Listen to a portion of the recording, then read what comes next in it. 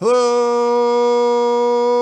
Trojan fans. Welcome to another edition of the Peristyle Podcast on a Tuesday. We are live on YouTube, youtube.com/Inside Trojan. If you're listening on a regular podcast feed, thank you for that as well. But I'm alongside Chris Trevino. We're going to talk about USC's emotional victory over UCLA, an instant classic in the Rose Bowl, what it means, the ramifications, the results, propelling USC into the Pac-12 Championship Game against an opponent to be determined and also still alive in the race to make the top four of the college football playoffs. We're going to talk about all of that. And like I said, we're live on YouTube as well. So if you're in the YouTube chat, please smash that like button, subscribe to the channel, put the little bell on there for the notifications so you know every time we go live. And put your comments in there. If you have a question, you can put question in the comments. I will start and come back to it later. We'll try to answer it. We got a bunch of emails to get to. If you have a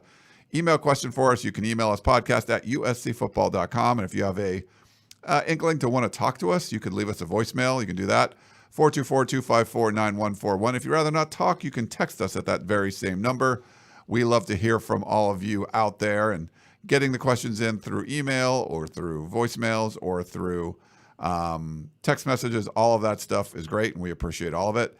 And if you have the Apple Podcasting app or any of the platforms you're listening to the podcast, and there's the ability to leave us a rating, a 5-star rating, like your Uber driver or you're reviewing something on Amazon, that does help to grow the show. The more reviews we get, the more ratings we get, more people will see it. And we've been doing this since 2008. We want to keep getting those ratings up there. We got over 1,100 ratings, which is great. Thank you so much.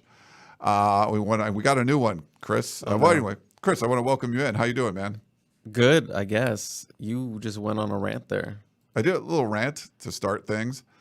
You're reading this cold? The cold one. Okay. 5-star rating from P.N. Raskin. Best podcast for USC info. Informative, insightful, relevant. This is kind of long. Okay.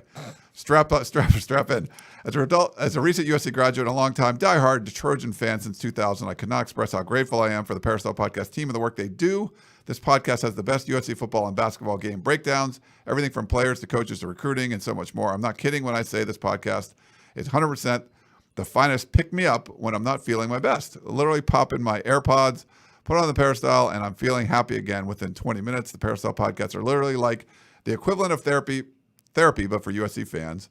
We've heard that before. Mm-hmm. The breadth of knowledge this team has is incredible. Literally anything and everything USC is covered by the team in this podcast. Ryan, Chris, and Keely are amazing. Well, Keely's not around anymore, but that's okay. And it's always a good listen when they're on the episodes. But I must say my favorite from the team is the magnificent Chris Trevino. Chris is hands down the most important person on the Peristyle Podcast. Chris literally knows.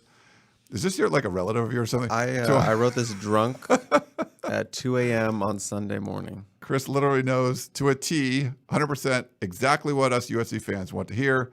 And he's always spot on with his predictions and everything he says. Ryan is sort of cool too, but Chris is the GOAT. I definitely wrote this. Now it's coming back to me. I just finished Ghost Notes game day, and I was like hammered. And I was like, yeah, let's do this. Let's do this. It's not over. He's just a little goat, or he is a goat, or whatever. It says, I really like Chris's analysis of things on this podcast. He's so intelligent. This is setting up for just the end. Except I hate him or something, right? Yeah. Intellectually and emotionally, which makes me feel rather connected and informed, as well as validated and heard as a diehard SC fangirl that I am. You will fall in love with the Peristyle Podcast, whether you're a current fan, a confused person, or a new fan looking for some relevant information, or USA student, staff, faculty, or alumni. Give it a listen. You won't regret it, I promise. A bunch of emojis, fight on, and the fight on emoji. Did you say fangirl? Fangirl, yeah. Oh, it's a woman? It's a woman. Yeah. So I read parts of this before, and I saw it was a girl. So I knew in my head this was a female writing this in. So could this be your girlfriend or something, Chris? You're No, it's still me. Okay. But Just pretend in to be all a girl. seriousness, thank you. I thought it would throw the scent off, but thank you for that lovely, probably the nicest thing anyone's ever said to me. Yeah. Which is kind of sad, but also thank you. Nice. Hold on. I think we got some spam. Let me clear out the spam there. Well, tell me what's up. I got to clear the spam real quick. Okay, here's what's up. It's Tuesday. Running joke with Tuesday is I'm always tired. Well, I am tired, but I've hit this little block of productive energy that I've had in the last half hour before I went on the show. I put up a great interview with Tulitu Pelotu and Nick Figueroa. They did a joint interview today. Nice. Tuli wanted to do a joint interview today, so I put that up. I updated my ghost notes, so those are fully up right now. I prepped some of the listener questions and stuff we're going to talk about on the Composite 2-Star Recruits podcast that I'm going to be doing in about 2 hours after this. I ordered my lunch that I'm going to pick up at 2:30. So, Ryan, I'm out the door at 2:15. I don't care if we're still rolling. I am walking out of here at 2:15. I prepped my take it or leave it for you that I'm going to do in about, 20 minutes. And, yeah, I think that's about everything that I did in the last 30 minutes. So I'm riding this energy wave. I'm probably going to crash around 1:45. So let's see how long I can make it. I love it. Scott says, thanks for the review, Mrs. Trevino. So I don't know, is that your mom or is that your wife that you don't have? My mom is your fake girlfriend? My mom is in town, so possibly. And if you guys, so LeBron has no hairline, says, Dude has you energized. HH. That's a reference to my ghost notes. Yeah, and so everyone knows. So Chris's ghost notes are really awesome. Like that was a great review about Chris, but the ghost notes are great. The game day ones are great. The practice ones are great. And there's this mythical being that he calls HH. He's not mythical. He really exists. Who comes to practice and kind of will talk to just about everybody and give everyone around their opinion. It could be reporters, it could be players, it could be coaches.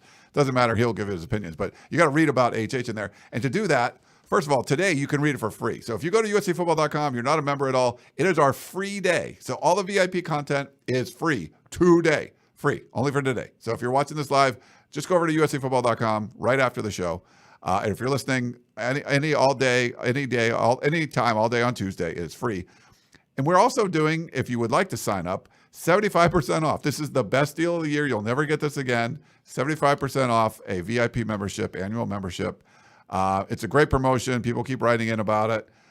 So make sure you go check it out. If you haven't signed up yet at all, you've been waiting. I don't know why you've been waiting, but now it's perfect time to get in there and sign up. You can do that. And the whole thing, like the streaming stuff is a really big deal now. Once the promotion ends and you're a regular subscriber to the website, so like, I'm a regular subscriber to the website, I don't have the promotion anymore. Well, guess what? You get free Paramount Plus, which is the exact same. Like, basically, you're getting that for free because you're paying. If you were going to buy Paramount Plus on its own, that's what it costs to be a member of USCFootball.com. So even if you go back to the regular price when you're after your promo's done, you're getting Paramount Plus for free. And Top Gun is coming on there. Lots of great Survivor. Shows. Big Survivor fan. Yeah, so make sure you go check it out. But that's our promotion. So if you're not a member, God, just get over there. You're spending your time with us here on the podcast or on the video show. You want to make sure you get over there. Just commit to us. Just commit. Just commit. Just like Chris's mythical girlfriend committed to him many years ago. Want to also thank our sponsor, Trader Joe's. Holy cow, guys! It is Thanksgiving week. Do you know what my favorite meal of the year is, Chris? Do you have any idea what my favorite meal of the year is? Is it the meal the next day after Thanksgiving? No. Well, that's probably second, but Thanksgiving Day, favorite. I love those like leftover sandwiches and I love Thanksgiving leftovers. It's the best. But yeah, Thanksgiving. And what better place to go? Trader Joe's. You get your turkeys, you can get all your sides, whatever you need, all the fresh produce. The underrated part of like eating Thanksgiving meal is like having like a bunch of snacks. Early on you're watching football. Football comes on in the morning. Yeah, I want a cheese plate, some meat, some wine. Of course, you got to have some wine, different beers, all that stuff. Get all the snacks, everything around it, everything you need for your Thanksgiving meal over at Trader Joe's. So it's my favorite. I love going there. I usually This week, I'm usually in Trader Joe's about 3 times before. So I go in a few times, got to check things out. So, Well done. is that your favorite meal? You're a big Thanksgiving guy or no? Yeah, I just like eating all day Oh, and so good. doing nothing. Well, I'm cooking mostly everything today this Thanksgiving, so I love I won't it. be doing nothing, but I just do like lounging around, snacking on stuff all day. It's the best. It's the best. Ted says 1983, Tulsa King, and Taylor Sheridan shows are total bonus to the 247 Sports subscriber. Well, thanks, Ted. 1883 was awesome. I have not seen Tulsa King, but I've heard that was very good. But you want you don't want to pay for cable. You sign up to be USCFootball.com member, and you get like a free streaming platform, all kinds of free shows and everything. It's great. And is it Neo?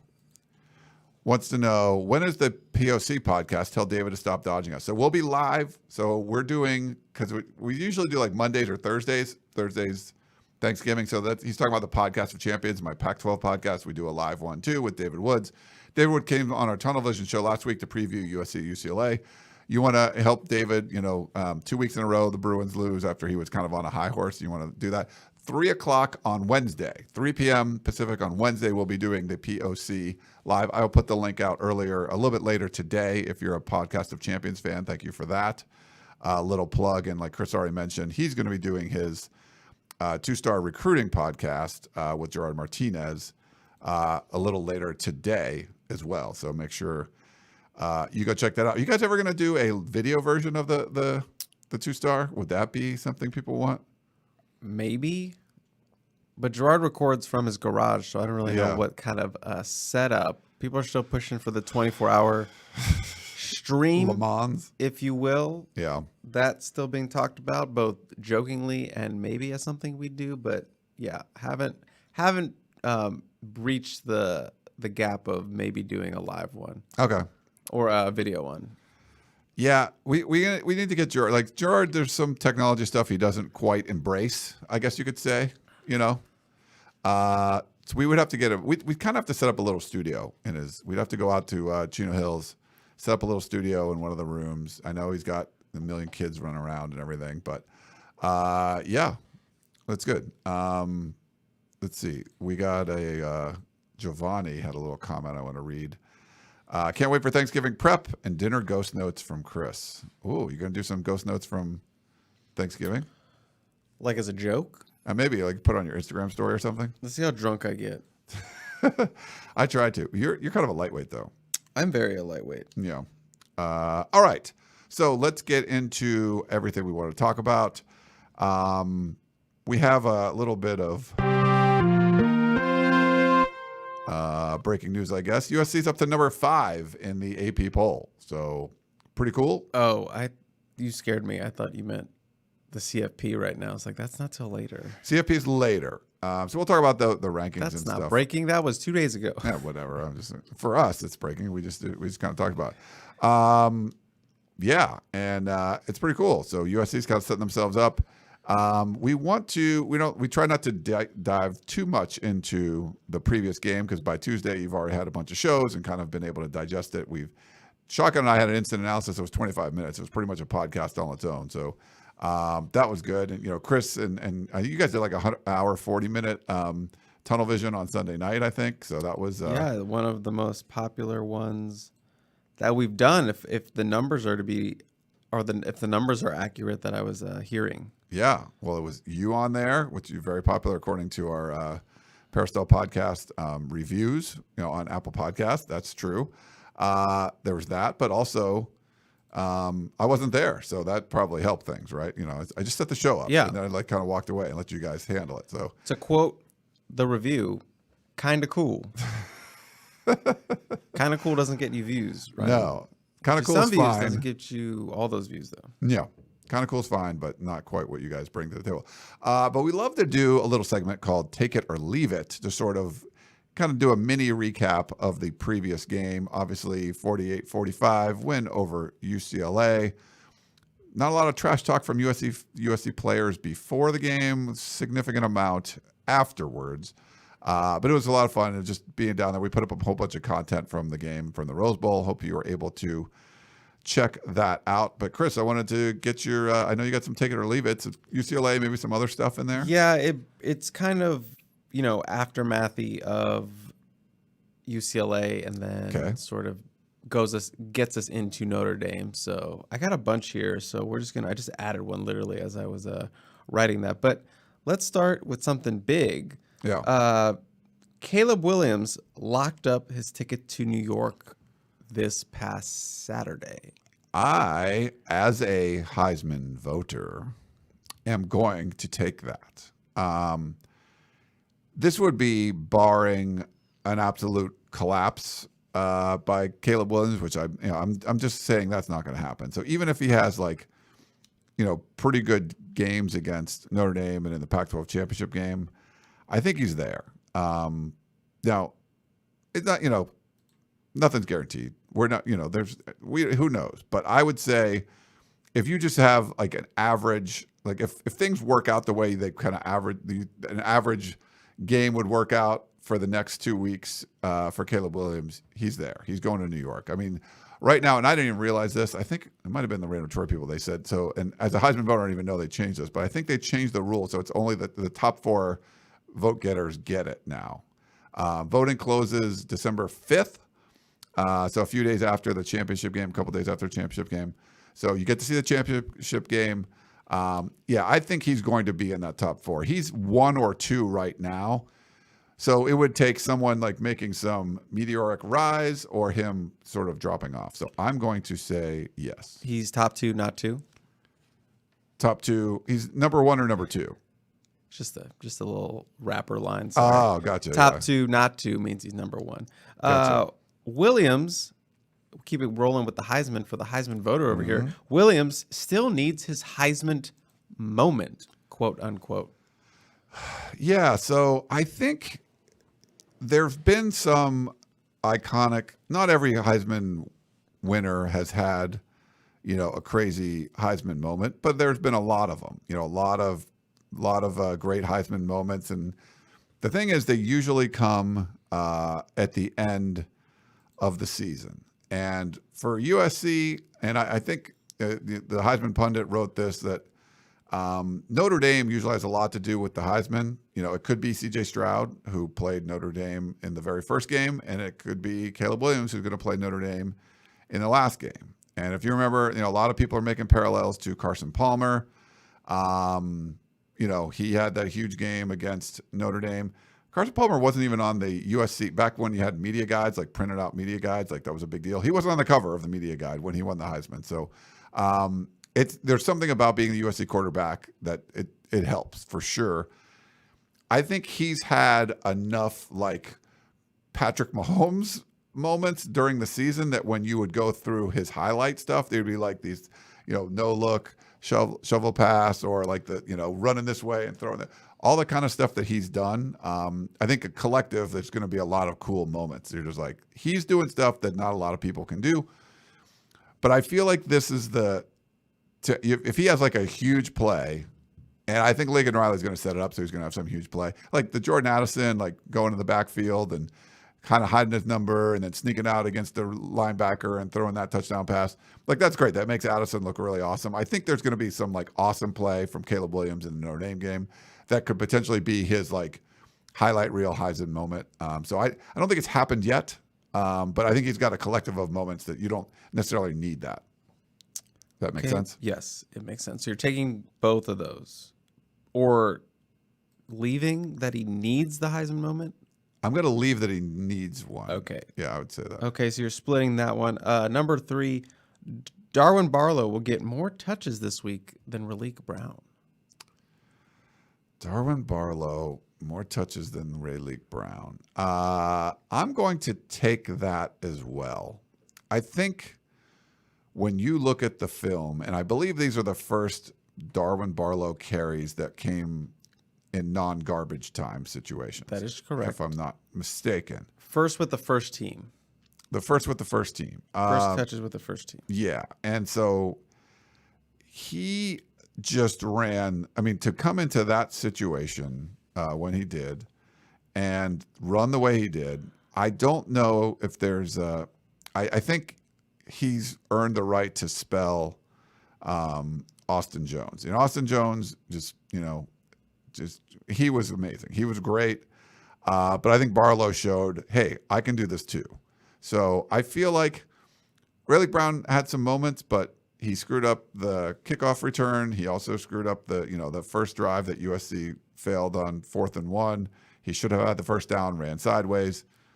So Barlow did nothing that wouldn't make you want to be in there. So I think for whatever reason, I think Barlow's going to get more carries. Okay. Yeah. USC 5 in the coaches poll, 5 in the AP poll. USC is ranked 5 in the CFP in a couple hours. I'm going to take that too.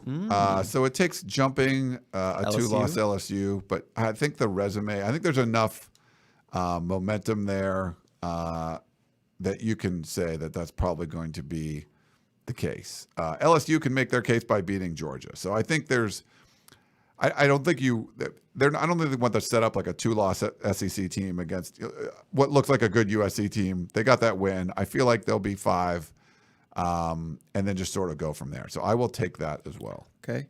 Your boy, Kyle Ford, has another touchdown this week. I am taking that all day. I'm not surprised. My boy. So here's the thing. Sometimes you have moments in your life, Chris, that it might be over a weekend. It might be a week. It could be I don't know, whatever. It could be a single moment.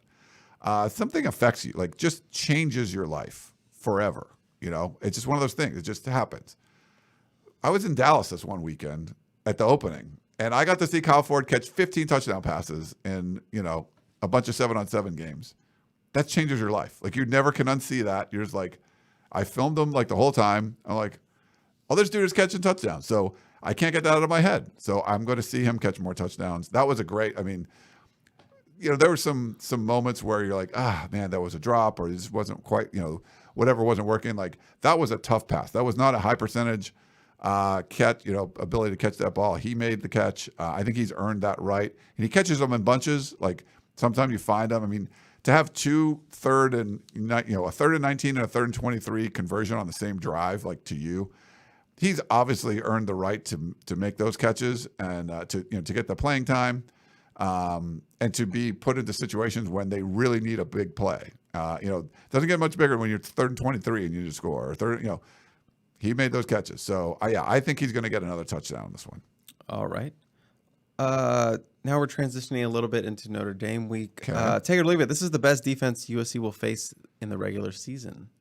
I figured if you guys were talking about this on Instant Analysis, they haven't given up. Lincoln Riley said this today. They haven't given up 400 yards yet. So I think statistically they're going to be as good. Full disclosure, and I'm starting to dive into Notre Dame a little bit, but I feel like Washington State's got a really good defense. I think Oregon State's defense is really good. The corners are great, and so I'm going to leave that. I think here's the thing. It's hard for me to get out of my mind that Notre Dame lost to Stanford, because I've been on the Stanford is butt bandwagon for a couple of years, and people were pushing back. 3-9 last year. What are they? 3-8 right now with BYU coming up. I believe that's what they are. They beat Notre Dame on the road. Like, I get it. Notre Dame's a different team now, but holy cow, I can't unsee that. Oregon's a lot better now, but it's still hard to, 7 touchdown loss is still like, I still know that happened. There's the same people, the same thing happened, and teams change, and these are a bunch of college kids and a lot of stuff going on, but holy cow, Notre Dame lost to Stanford. So I'm not saying they're the best at anything because you lost to Stanford. Dibs on that band name, butt bandwagon. You heard it here first. You cannot take that. That is trademarked by me. Notre Dame, pretty good offensive line. I've only allowed 5 sacks among their starting unit, which is pretty good. USC needs at least 3 sacks. If USC gets at least 3 sacks, they win this game. I'm going to take that, but I'm going to leave the fact that they need that. Like, how many sacks did they get against UCLA? 1. Sack fumble. It was a huge sack, impactful sack. Tyrone Taleni, props to him. It was a great play. What did they do though? Like, so when we asked Alex Grinch about stopping the run, he said Thule. He just said Thule. Thule wasn't doing his thing. He wasn't getting after. He wasn't trying to sack DTR all the time, right? He was trying to stop the run. He was filling different gaps, using them at different places. He was kind of moving around like linebacker-y at times.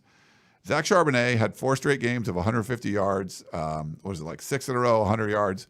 They held him. I mean, he had 5 yards a carry, but 19 carries under 100 yards. Pretty impressive. No one's able to do that. Notre Dame and DTR is still more of a threat, like in the passing game, where I don't think Notre Dame has that same threat. They're going to try to run the ball. So I think USC is going to their scheme for Alex Grinch is going to be more about stopping the run than getting after the quarterback. So if they get 3 sacks, yeah, I think you win, because if you get 3 sacks, it's probably because they're dropping back and passing way more than they'd want to, because USC's got a big lead. So indirectly, I think, yes, if they get 3 sacks, it's because Notre Dame's passing way more than they would want to, and USC's scoring a whole bunch of points on them. But I think they can do the same sort of thing they did to UCLA without the DTR throwing, accounting for 6 touchdowns when they stop Zach Charbonnet. I think you're gonna see them sell out to stop the run more, which will be, I think, harder to do against Notre Dame. But they don't have the same kind of explosive passing numbers, I think, that UCLA does. I had this point on Instant, and I just thought of it in the moment, so I just want to get your reaction to it in a form of a take it or leave it. Yes. Notre Dame is just a super serum version of Cal. Cal should have beat Notre Dame earlier in the year. That's true. You run the ball and play pretty good defense, and you can't really throw the ball.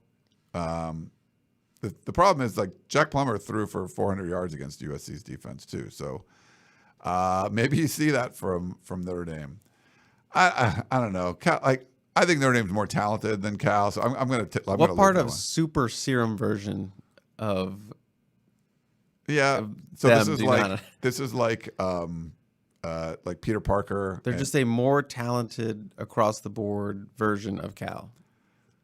Okay, I'll take that. You really want to take that one. I will take that one. I just want to correct the point where I'm not saying that they're as talented as each other. I'm just saying I know Notre Dame is more talented than Cal. That's my point. I want you to understand. Built similarly, yeah. I just want you to understand that I know that they're more talented. That's not the issue. Yeah, that I'm saying. And Marcus Freeman, I think there were some growing pains early on, but it's hard to unsee we were watching the Marshall game together when we were up at Stanford, and then I was drunk. You had half a drink, and like I said, I was drunk. And the same thing, man. So yeah, Marshall's I don't think very good, and Stanford we know is not very good. So I'll give you super serum version. All right, final one. Yeah. Trojans get the emotional hangover, come out flat in the first half against the Irish. I'm going to leave it. I could see a drive or two, but there's so much at stake. And you guys captured it well on Instant Analysis earlier today about, there's no students on campus right now. Everyone was so hyped for the UCLA game. And there was this goal, a very, very tangible goal of making it to the Pac-12 Championship Game. And everyone was talking about how cool would a 5-way tie be and what are the tiebreakers. And all USC had to do was just win and kind of shut most of that up. Now, there's still a bunch of tiebreakers for the other half of the Pac-12 Championship Game. But USC just sort of said, no, we went 8-1 in conference.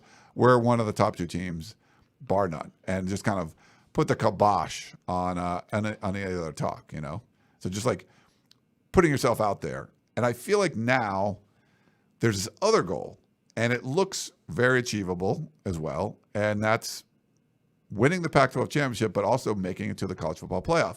And now all of a sudden you have a team that, 6 weeks ago you thought, okay, you're just going to roll over Notre Dame in the Coliseum. Now you get, you might roll over Notre Dame in the Coliseum, but Notre Dame's got a higher number than you would have expected. And to be number 13 right now in the AP poll, pretty crazy. So boom, it's this is a real opportunity to kind of put another stamp on your passport for the impressive resume tour, the revenge tour that Tuli Pelotu talked about. I feel like this is a big deal. I think they're going to take this very seriously. It's another rivalry game, and I know half the people didn't really kind of know. It's going to be a different feel for what UCLA was versus Notre Dame. Everyone says there's the greatest feeling when you're a USC player, fan, whatever, is beating Notre Dame, and the worst feeling is like losing to UCLA.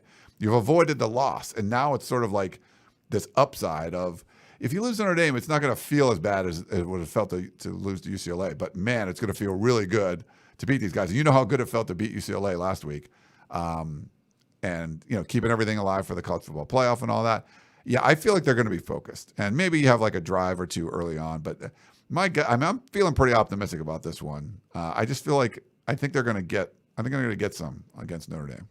Okay, yeah, and that's it. And put a little more respect on Marshall, Ryan. They're 7-4 this season. Okay, come on. That's good. A little bit better. Than. It's still Marshall, right? Better than Stanford. Yeah. Better than Cal. We kind of touched on this a little bit, and Steve wrote in, SC winning out won't be enough to make the playoffs. Georgia needs to beat LSU. I mean, you're assuming chalk for everything except for LSU beating Georgia.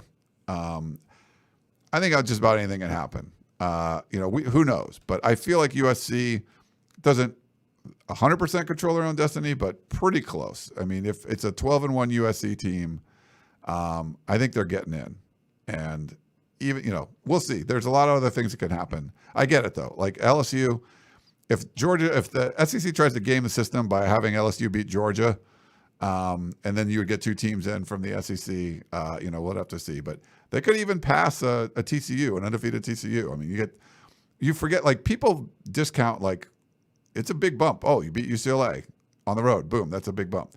Notre Dame's like 13 now. You come in and beat them. Now, the problem is you beat them, they're going to have that fourth loss. And it's okay, so it's going to be hard to keep them ranked very high. If it was a number 13 team that has one loss and you beat them, now there are two losses, you're like, they're 15 now. Your number 13 team with four losses, like, you're probably in the high 20s or something, or mid 20s.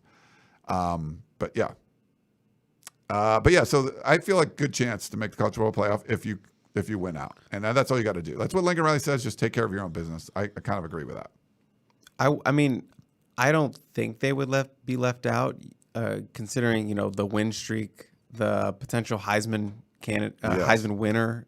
Add that into the mix, and high-powered offense. You would have beaten 3 ranked teams in a row, and been a one-loss conference championship. And depending on how big you win in that conference championship, you have a great resume at that point, and I think it'd be hard to leave out a team with potentially a Heisman winner and that win streak and that resume, even though it's, maybe not as sexy as an SEC resume, but you still only have one loss. And it's arguably the best loss in the country, as Ryan has mentioned several times on this podcast. So you went out, amazing resume, amazing, especially if Caleb is the Heisman winner. So I wouldn't be shocked if the SEC stole that final spot with LSU or whatever, but you'd be hard pressed to leave out the Trojans, especially with the brand of USC, Lincoln Riley. I think that carries some cachet as well. So, and I don't think the SEC is as good of a league this year. Like, look at who are the good wins, around. There's some weird stuff. Tennessee is below LSU and Alabama. They all have 2 losses. And Tennessee beat them both, But you lose to South Carolina. I think Georgia's really good. I don't think LSU is going to beat them. So I don't think that's something you got to worry about. But that's like saying, well, what happens if Colorado beats Utah? Like, I mean, I guess they could. They're going to play a game, but I don't think that's going to be the case there. Okay, kind of feels like the Pac-12, all the good teams beating each other. Yeah, that's true, and that's where the Pac-12 used to be. Now, now the Pac-12 would have Stanford beat USC and Oregon and not beat anybody else last year. Weird stuff like that happening. Now it's basically just the top 4 or 6 teams. The only time they're losing when they play one of those teams. So that's good. Now UCLA lost to Arizona. That kind of, but for the most part, it's only been the outlier. That was an outlier for all this stuff. When we talk about the focus for this game, you kind of mentioned, like, in the take it or leave it an aspect. Do you feel the focus is going to be strong? Because it's a different feeling around campus and all that. Do you feel like this is going to be an issue for USC, trying to keep their emotions in check from the previous game and looking forward to a really tough Notre Dame team? No, but I will reiterate something I said on Instant is that I did feel like there was a little bit of that tension gone a little bit in practice. Even Brett Nealon mentioned that maybe the energy went down. The energy was down a little bit, and it was kind of an ebb and flow. And I just feel like, going to that UCLA game, it's like rivalry game. We control our own destiny. Going to the Rose Bowl. We win, we get to the Pac-12 Championship. We win and get to the Pac-12 Championship. I felt like some of that tension was gone when I watched some of the players come out, but I still felt a good amount of energy and a sense of urgency. A lot of guys were jogging in practice, a lot of smiles on their face. Lincoln Riley's talked about this today that, he's been through a gauntlet like this. He's been at Oklahoma, games where you got big rivalry game, you got the conference championship, you got a playoff game coming up. He's gone through consecutive weeks where it's like, good team, good team, good team. And some of these guys aren't used to that, but you just got to embrace it, as he said. And I think this team is fully embracing that. Like, this is where you want to be. This is where those grueling winter workouts come into play. This is where those grueling summer workouts. This is where, fall camp, where you're getting beat up every day, spring camp. This is where all that stuff pays off. This is where this is what you work towards, being in a position to beat UCLA and go to the Pac-12 Championship. Beat a ranked Notre Dame team, your rival, in your house, continue your ascension up the college football playoff rankings, and maybe even, achieve what some thought was kind of a crazy thing to think about and make the playoff for the first time as Trojans and play for a conference championship. That's why you do all this. That's why you put on this work. So I fully feel like this team is embracing it. I'm interested to see what it feels like on Wednesday when I watch them come out to practice. I just think a little bit of tension was lost, which I get. They expended so much emotion after that game and throughout that game that it's only natural that you would have to reset it, build that juice back up. But I think the juice will be there a little bit more on Wednesday and throughout this week. It is just a weird week. No students on campus. You don't have everyone in your ear being like, "Let's go Notre Dame. Let's go Notre Dame. Get that shillelagh." I said that right? Shillelagh, yeah. Yeah. And then it's Thanksgiving, so you kind of have that day off. Yeah. Put on like 10 extra pounds going into the week. So, I'm hoping so. Yeah. So it's just a weird week. So I understand why maybe that tension didn't feel as high as I saw it against that UCLA week. But I think this team is focused and knows what's ahead of them. Yeah. And what's ahead of them is a potential berth in the college football playoff. But before that, you're going to get to play in the Pac-12 Championship Game. I know there's a bunch of questions about that, and I want to talk about the scenario. And Eric wants to know, if we play Oregon, which of us will be the number one seed in the championship game? And that depends. So USC right now doesn't know. They know they're in. They don't know if they're a 1 or 2 seed. If Oregon wins, then they're in and they're the number one seed. Oregon can still make it if they lose with some different scenarios. And in that case, USC would be the number one seed. So I think if USC plays Utah or Washington, USC is the number one seed. If USC plays Oregon and they won the Civil War, which I'm going to still call it that's the game against Oregon State, my understanding is Oregon would be the number one seed. And then it was some tiebreaker or whatever. Doesn't really matter. You're just in the championship game. But if Oregon loses and then still makes it in, then USC would be the number one seed because they'd be 8-1. Oregon would have 2 losses, because they already lost to Washington. But am I crazy in that the first line of the tiebreaker says if both teams are tied for first, they will play the game and the winner will be the number one seed? Am I crazy? Did you? Okay, so that I haven't seen that. You can pull it up right now on the site. It's like the first thing under. But then you have to determine like the home team or whatever. See, but that's why I'm confused. I don't understand what that means. Like, yeah, because you can't determine the home team afterwards. Like, okay, wait, USC was the home team. You won. No, you should have flipped first. Now I don't know. Yeah, I don't know. It's weird. It's written weird. The whole tiebreaker thing. I'm over it. It doesn't matter to me. Right. Do you care which number one seed is? I don't care. But you shouldn't care either. Whatever. There's some different cases. Oregon is the only team that controls their own destiny. So if you want some sort of like other scenarios, then root for Oregon State, who They have only lost one game in Corvallis the last 2 years, and that was to USC. Right. If you want the 1 seed, root for anyone but Oregon. Right. But Oregon still make it. Washington is alive. They need some help. Unfortunately, there's some scenarios where like Colorado has to beat Utah. Colorado's been 30-point plus underdogs the last 3 weeks in a row. Did not cover a single one of those spreads, meaning like if they were a 30-point dog, they lost by more than 30. They were like a 34.5-point underdog. They lost by more than that. Like they are not good. They are very, very bad. They are not going to beat Utah. Utah didn't look very good against Oregon, but they still, almost won that game. What degenerate is betting on Colorado to cover? I think I did 2 weeks ago. It was a mistake. I was like 34.5 points. Come on, they have to do this, and they didn't. But that's we make picks for the Podcast of Champions. Thanks to Cal, they covered. Are you in the lead? I'm 1 game back now. Nice. But I was 4-1-1 last week in my picks, so that was pretty good.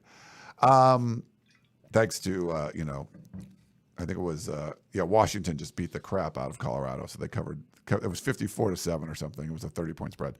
But anyway, some of the scenarios involve Colorado beating Utah. Don't worry about that one. Cal could beat UCLA potentially, but I think there's some realistic ones, and I think Washington's isn't like Washington needs a bunch of things to happen, but they're all like fairly probable. Or the Oregon State beating Oregon would be maybe the least likely, but it's still that's going to be a close game. It's a road game, all that kind of stuff, and who knows if Bo Nix is healthy too.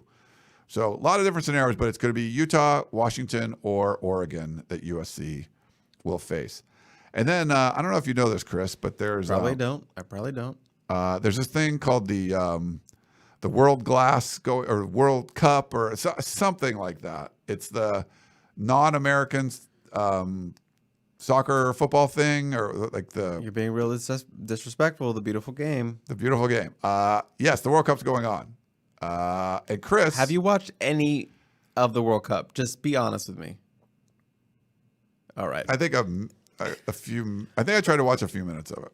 I was watching some today in what's it called on campus. You Mexico didn't even realize that was on.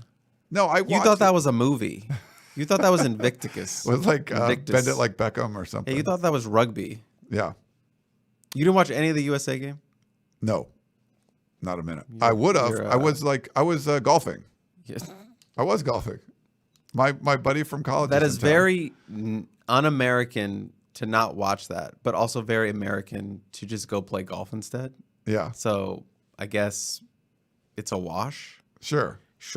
Whatever. Well, you had a little rant you wanted to go on. Yeah. I don't have any graphics for this rant. No, just put the camera on me. Okay. I need to pull up my my tweet. So for the USA game, I decided to tweet out what I thought a USC lineup would be, men's national team, soccer team, if it was just USC players. Now, you can tune out. I don't care. This is a thing I would probably talk about on the Family Feud podcast, but unfortunately, the Family Feud podcast does not exist. So I just want to run through my lineup and give a little quick explanation for why, because I worked hard on this. It took me 20 minutes to do this little thing. So I'm just going to run through it and have my moment. This is not my podcast, but I'm on this podcast. So I have rule to do what I want on this podcast. And Ryan said I could do it. So I'm going to do it. And I don't really care. But Eric Gentry, goalkeeper. I mean, that just makes sense to me. 6'6", not the bulkiest guy, but I don't really need that. I need that wingspan. I need that athleticism. He's also very vocal. And your keeper, a lot of communication back there. And the best keepers I've ever played with have been super fiery guys. That's Eric Gentry. So I'm taking the 7-foot wingspan and I'm sticking him in the net. My defensive back line, going from left to right here, is Mekhi Blackman, Devin Tompkins, Zion Branch, and Kalen Bullock. I'm very happy with this. I got Mekhi Blackman, who's not a speedster kind of guy, but he is big, 6 foot, good in coverage skills. We know that. Devin Tompkins is a kind of a random one for people to maybe see out there, but former Hooper guy, 6'5". I need a big body in the middle to clear out those headers on corners, be a big physical guy who can box out those little, strikers and midfielders who are trying to get in and, attack Eric Gentry and his net. So Devin Tompkins, former Hooper, can run up and down the field. Probably need to slim him down a little bit. He's 230, so probably need to get him to like 210 or something like that. But I love that sneaky pick. Zion Branch, 6'1". That's a great right center back for me, and athletic as heck, can leap out of the gym. So I'm taking that, putting him with Devin Tompkins. They're the big enforcers in the middle there. And Kalen Bullock, I almost put Kalen, I could have put him as a striker. I could have put him as a midfielder, but I decided to put him in the defense. He's so athletic, just going to dominate that wing, 6'3", also more height to clear out some of those corners and be a menace out there. Really long and lanky. I like all of that for this defensive line. And then we move on to the midfield. I got Damani Jackson as my defensive midi, and I almost made him one of the strikers, but I decided I want that defense. I want that speed, that 4.3 speed, 6'1". Just when you look at Damani, it's like just an athletic freak. He looked like a guy who's been in a college weight room for 3 years as a high school senior. He is just built like that, and I'm just drooling at the potential of him being my defensive midi here. And then my two center mids, Caleb Williams, wearing the number 10 jersey probably. Got the vision, the athleticism. We see him move all the time on the gridiron. I want to see it on the pitch. He has that kind of vision to get the ball where it needs to go. We all know this. This is an easy one. And then Bryson Shaw, maybe a little bit of a curious pick for me, but Bryson Shaw, remember, was a high-level lacrosse player out of the state of Maryland. Ryan, you knew that, right? Out of the state of Maryland. Does Maryland people they play lacrosse over there? I didn't think it was like an All East right, Coast that's enough. school. Just put me back on my solo. I just needed you to break up the monotony a little bit. But Bryson Shaw, high level, former Maryland commit for Maryland lacrosse. They won the national championship last year. So what I'm saying is they're good. He is good. So he is experienced as a guy who can get up and down the field, and lacrosse and soccer have some similarities. So I thought that's a perfect fit for me. And then my attack is beautiful. I love it so much. There's so much speed here. I'm putting little Raleek Brown on that left wing. I'm putting Jordan Addison on that right wing. I want all my speed out there on the wings, and it's just going to be fun to watch. Both those guys super fast. Raleek Brown super quick, and you're thinking, Chris, Raleek Brown? He's so tiny. Lionel Messi says hello. I used to cover this guy at Maryland. His name was Sonny Jane for the Maryland soccer team. He was 5'6", and no one could stop that guy when he got a full head steam in that ball. So I want to see that little spark plug go on that wing, Jordan Addison. And then I have Brendan Rice as my striker. I need a big guy in there. I need 6'3", someone who can get those header balls in off corners. 6'3", 215 pounds, 4.5 speed. That's all I want. That's all I get with Brendan Rice. He's going to be a physical beast with those two speedsters up there. So that is my World Cup team. I'm pretty happy with it as USC players. We probably lost half of our viewership during that rant, but I don't care. I'm out. You have officially We lost some. 25 minutes until I'm leaving the studio to get my subs. So, Ryan, you could do what you need to do. Okay.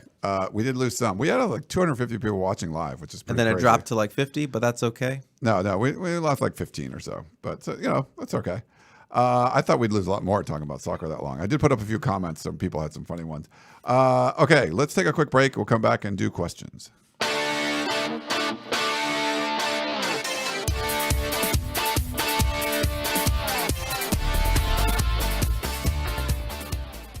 All right, we're back here on the Peristyle Podcast. You can't leave early when you did a soccer rant, I think. That's I don't know about that. But let's get to some questions. We'll start with a voicemail. Here you go. Hey, Ryan, this is Thomas from Malibu. I am driving, listening to you and Coach Hyde, and I literally almost drove off the road when I heard the call from Sergeant Strong. We are 10-1, 2 games away from the college football playoffs after suffering through the era of Clay Helton and culminating in a 4-8 record last year. And this guy has the nerve to call in and complain and talk about our defense is holding us down. Sergeant Strong, we're 10-1. Join the real world. This has been an unbelievable season. Does our defense need help? Absolutely. But you can't do it in one season. I am so sick and tired of these people. 10-1, for God's sake, say thank you, Lincoln Riley. Thank you, Caleb Williams. Thank you, USC Trojans, and enjoy the year. Thank you, Ryan. Bringing some heat. You tell them, Thomas. You tell them on your drive from Malibu. You tell them. I got nothing to add to that but that. That's great. No, and I agree. It's like, I think USC fans are so used to complaining about stuff that you're just like, you have to like see the forest through the trees. Like, look at, like, this was a team that was 4-8 and they're 10-1 and have a chance to go. I mean, to make the playoff, like you're talking about literally trying to make the playoff. Holy cow. Let's see. Let's go to next one. Hey, Ryan. This is Sir Eric of Troy. I'm trying to do some advanced planning. So I wonder if you can give me kind of a couple of scenarios of what bowl game you think we might be in. Let's say we beat Notre Dame or we don't. Let's say we win the Pac-12 Championship Game or we do not. Can you give me some ideas what the choices might be of where we would be going? Like I said, I want to do some advanced planning, man, to make sure I can get there wherever it is. Thanks a lot. Fight on. See you in Vegas. I'm going to give some advice on advanced planning for bowl games. Don't do it. There's a lot of things. I love this sport. I love what I do. I love this stuff. There's some things I don't like. I don't like watch lists. I think they're dumb. I don't like, really, really don't like bowl projections. People are making bowl projections in like week 2. Like, just to do it. It's basically just an exercise. Like you start doing it and then you kind of keep track of it. And maybe you picked, Tennessee, like the Peach Bowl early on, and then it's going to happen. You feel good about it. I hate bowl projections, and we're this close, and we still don't know. So I am not touching this one. No offense, but I am not a bowl projection guy. Chris, you think about any of that stuff? No. I only really think about it until I have to book for something. Yeah. And what are the bowl games for the playoff? I don't even care. It's not the Rose Bowl. It's Sugar? I think, yeah. It's Peach Bowl and Orange Bowl. Peach Bowl, Orange Bowl. Okay. Peach Bowl, Orange Bowl. So theoretically, one of those two could be. And it depends on who's the number 1 seed. Depends on the number 1 seed. So and which seed yeah. So theoretically, if they went out, it'd be Peach Bowl or Orange Bowl. I couldn't really tell you which one. I'm just trying to answer this question for him. If they lose to Notre Dame but win the Pac-12 Championship, that's Rose Bowl all day, right? I would think it's Rose Bowl. That's Rose Bowl all day. Yeah. Lose your next 2. Plan for Atlanta. Like, so Peach Bowl would be, that's Atlanta. Cotton Bowl. Right, the Cotton Bowl. But Atlanta, they would put Georgia in Atlanta if they're number 1 seed. And if USC makes it in, they'd probably be number 4 seed, so you'd probably be going to Atlanta. All right. You so heard I'd say your most likely scenarios are Atlanta or Pasadena. All right. You heard it. Book both. Book both. Yeah, book them all. Book both. Nice. Let's do one more. Ryan, Chris, Eddie from Orange. Sunday morning, a little hungover, so apologize if I sound a little weird right now. Is it me, or is this maybe not the best, but the funnest team to root for at USC since that 2005, 2004 team? I mean, God, I love this team. I played high school football with Matt Leinart, so I don't know if there will ever be a USC team that I connect with more than that team. But, God, this team is amazing. I mentioned it before. They're a Mexican boxer. They're Nate Diaz. They like to get punched. They like to get bloodied up, and it wakes them up, and they don't stop swinging. They might not knock you out with a haymaker in the first or second round, but come the end of the fight, you're gonna know you're in a fight, and you're gonna feel it. And I gotta tell you, I love this team. This team is amazing, and I don't know what you guys think, but is there a funner team to root for at USC than this team? I mean, there's so many guys who just don't quit. Just don't quit. I mean, I was so elated when Corey Foreman, was playing like Taylor Mays back there, and just grabbed an interception out of the air. It seems like Alex Grinch does everything that P hates, and somehow It leads to wins. He's dropping DNs and getting game-winning interceptions. I don't know, guys. This is amazing. It doesn't matter what happens the rest of the year. This is a hell of a ride. Eddie from Orange. Nice, Eddie. No joke. I was going to say Eddie sounds a little hungover, and then lo and behold, he says, I'm a little hungover. So props to me. But Ryan, you've obviously covered many more teams than me, so you're better suited to answer this question. But am I mistaken? Wasn't the 2016 team kind of fun? Albeit stressful. That was fun in a different way. Because, I mean, how fun could you be when you lose by 1 million to Alabama to start the season?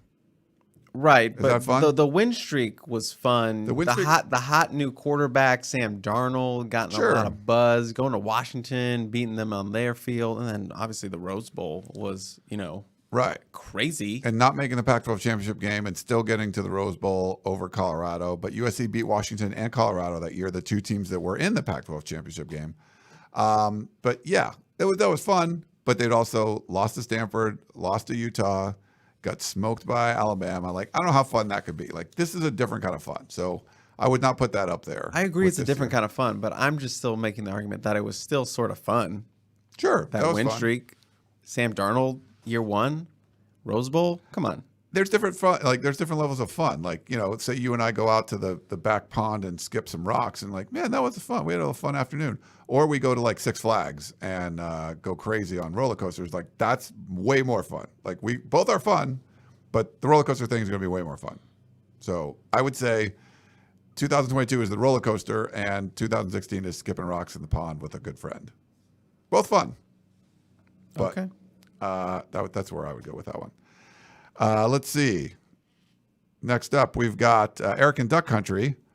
Do you think USC can build momentum from the UCLA game, or do you anticipate a letdown after an emotional win? I guess something we kind of talked about. Kind of talked about this, but embrace the gauntlet, as USC has, as Riley said, and I mean I already touched on it, but I think they're going to do that. Yeah, I could see a little bit of a letdown, a little bit maybe flat, but for the most part, I think they'll have their, to quote like Clay Helton, they'll have their jaw set.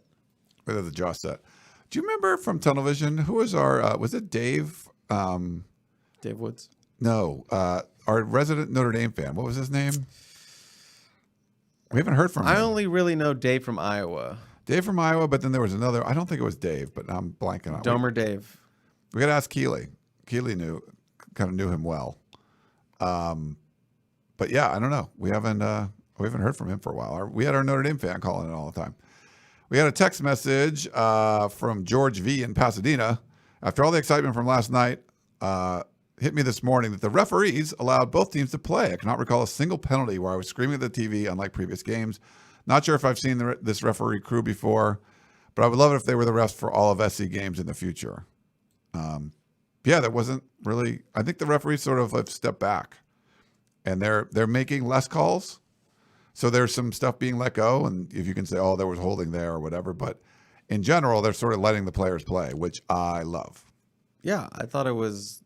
I didn't really think about that till later. Like, there was no real like, oh my God, they're making this call kind of deals. But yeah, they really let them play, which was nice to see. Kind of felt like an SEC game in that regard.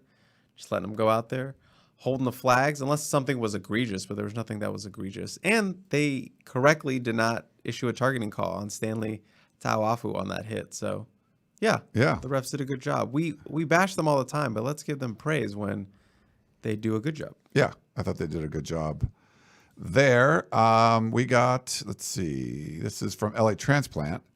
Where do I start? 3 points and one question. So here's his 3 points. Barlow and Ford. Yes, at the expense of Rice and Brown, need more touches.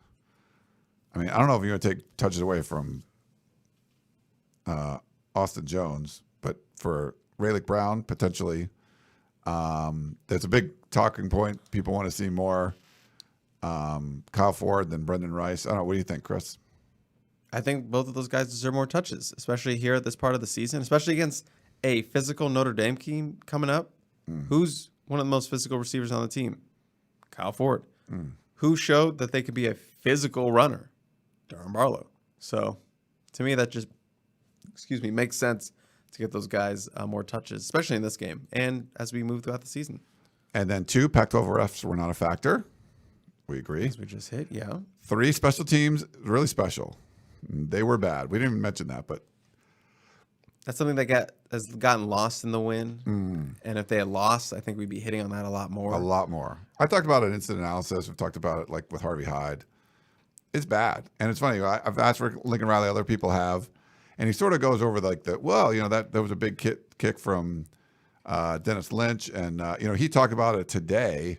He said he hit his foot. It hit the kick hit the holder's foot. Right. So somebody, he either kicked to the wrong place or the holder put his foot wrong, but it's still a special teams blunder. You still didn't execute it correctly. But maybe he's saying it wasn't, he was kind of insinuating it wasn't Lynch's fault, but it's still a special teams play, and it's still a bad special teams play. What if that had been the game winner attempt? Yeah. The kickoff return stuff is I've just seen too many mistakes. You just can't, you advance a kick that you muffed, that you called fair catch on, and now you get the ball at the 5. I've seen too much of that stuff. So no more. The pooch kickoffs, if you don't have a special teams coordinator, that's fine, but don't try to do crazy stuff.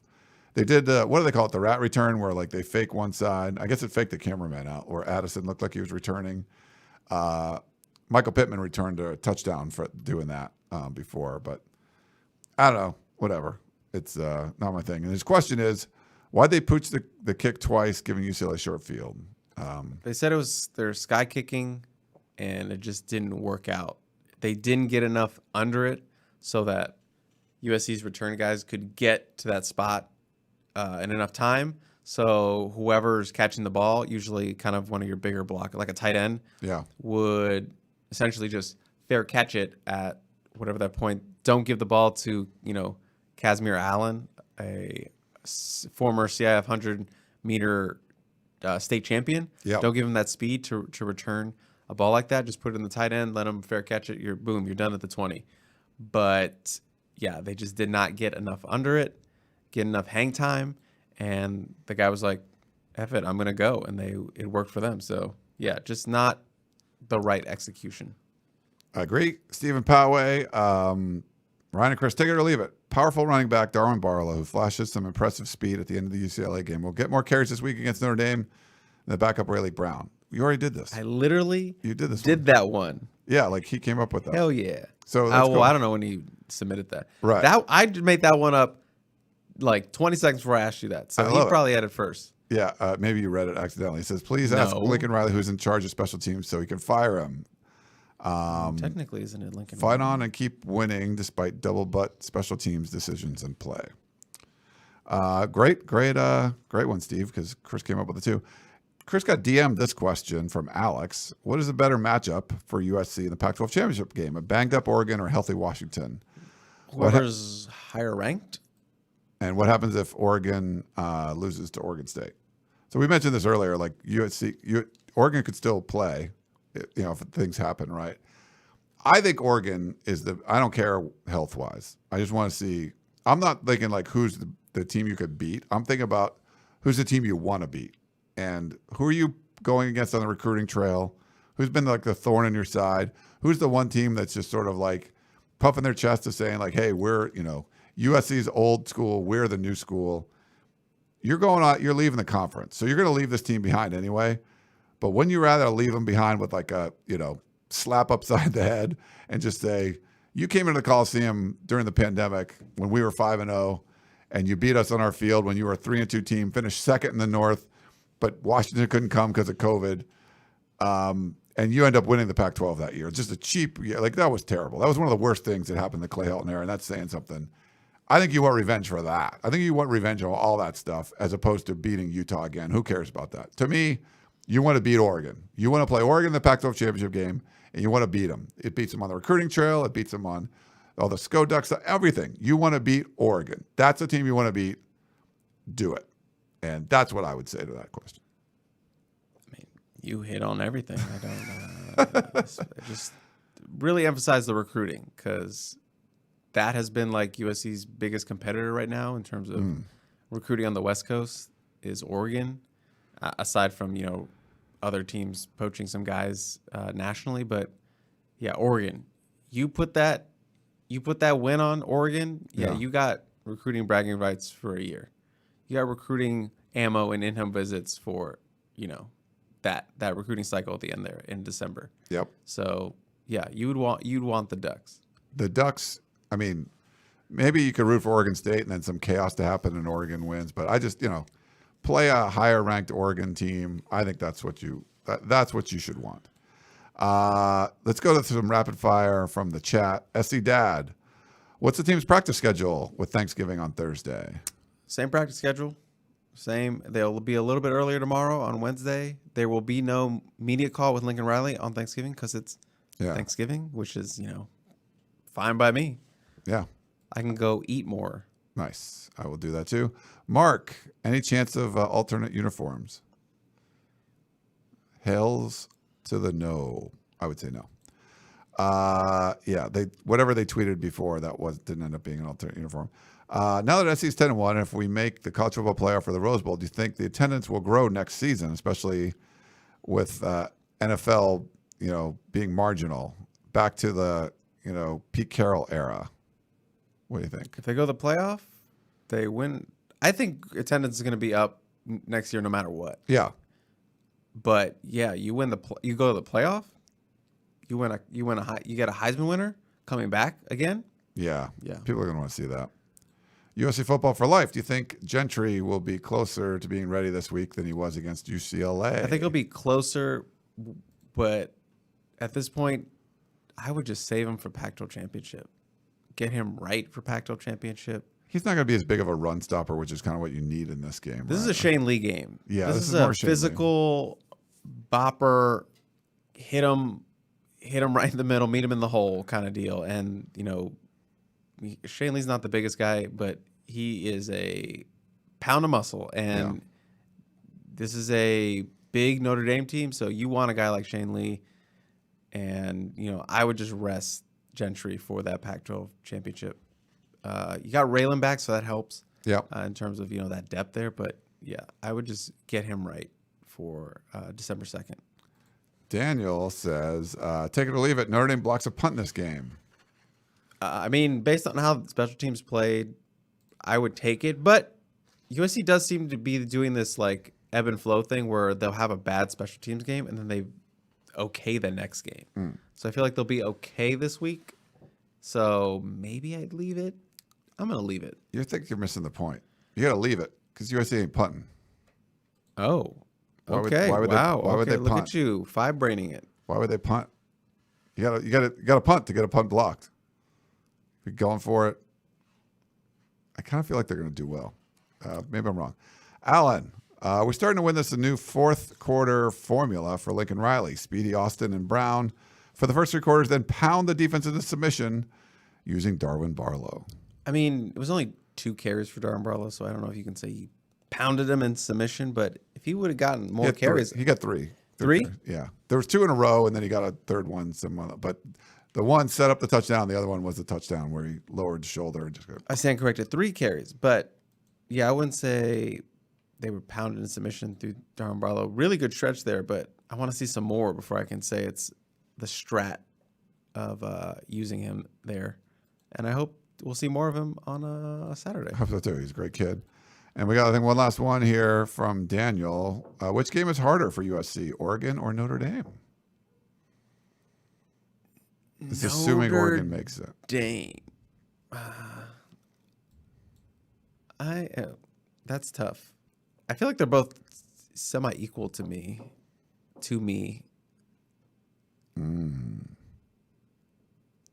I'm blanking. I don't know who to pick. I'm just going back and forth. I would say they're both. If Bo Nix is fully healthy, I would say Bo Nix in Oregon. Okay. They have a lot of weapons, a lot of talent. They can score.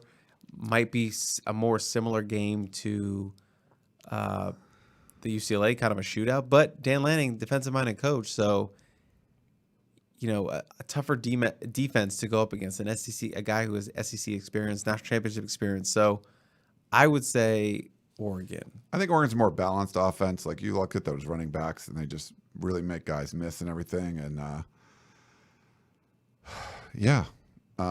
going to go Oregon too. I think Notre Dame's a little more one-dimensional.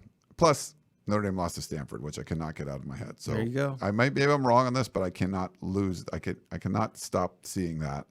That's hard for me to picture. And we'll do one last one from Ryan. Any coach of the year shot for Lincoln Riley now? That's a good question. There's like 7 coach of the years, and mostly you don't reward. I think one of the podcasts I was listening to, like Coach Krzyzewski at Duke, like never won it. You know, like if you're like expected to win, what I think Lincoln Riley won't get credit for is that this team was 4-8, and okay, you're like, oh, he brought his quarterback and all this stuff. Yeah, sure, but I mean, he had to build the roster, and you have to build it with good. You know, it wasn't just get great players. You got to make them play well together. I think he should get credit for a lot of that. So I think he's got a real chance to be in the Pac-12. But sometimes they don't like to, you know, you'd much rather say, you know, Jonathan Smith or somebody, you know, someone that's like, or Kalen DeBoer, even though Washington was 4-8 last year and USC's doing better than Washington. But they wait till after the championship game. So I think Riley could win in the Pac-12. National might be tough, but he's up. I mean, he's going to be considered for sure. Yeah, I agree with everything you just said, especially if they win the Pac-12. I think that deserves national recognition. I think he's got to win. If he's going to win any of those, he's going to win the Pac-12. Like, you're not going to like, oh, they were 10-2 or, you know, or whatever, like, or 11-1, but then they lost to like Oregon the championship game. Like, then you're going to give it to Dan Lanning, you know. Yeah.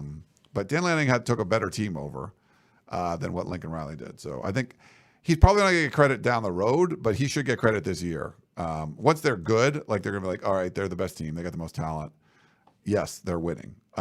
This year, they're like, he made them, but they were talented last year and were 4-8. So you got to give them some credit for that. All right, I think you got to go pick up your sandwich, right? Sandwich, yeah, with 3 minutes to spare. Well done, Ryan. Pretty good. We got all the questions.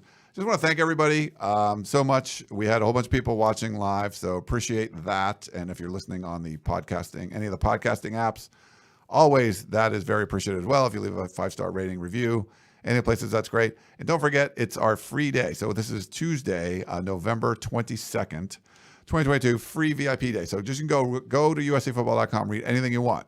You don't need to subscribe. It's just free today. So all our VIP content's free. So go check that out. And if you want to sign up because you like the content, you're like, I want to do this on a regular basis, 75% off an annual subscription. So no better time than our Black Friday sale. So make sure you get in there and jump all over that. You got a thought, Chris? 2 thoughts. I'm going to go pick up a sub, and I hope we get some new subs this week. Happy Thanksgiving. Don't forget to encase your pumpkin pie slices in Cool Whip entirely. Thank me later. And check out my band. We're going to be playing next week, Butt Bandwagon. Bandwagon. I can't talk anymore. Yeah. I'm done. Okay. Well, good thing you don't have a 3-hour podcast coming up. Good thing I don't have a 3-hour podcast. Yeah. Well, that's Chris Trevino. I'm Ryan Abraham. Hope you guys enjoyed the show. Happy Thanksgiving, everyone. And we will talk to you next time.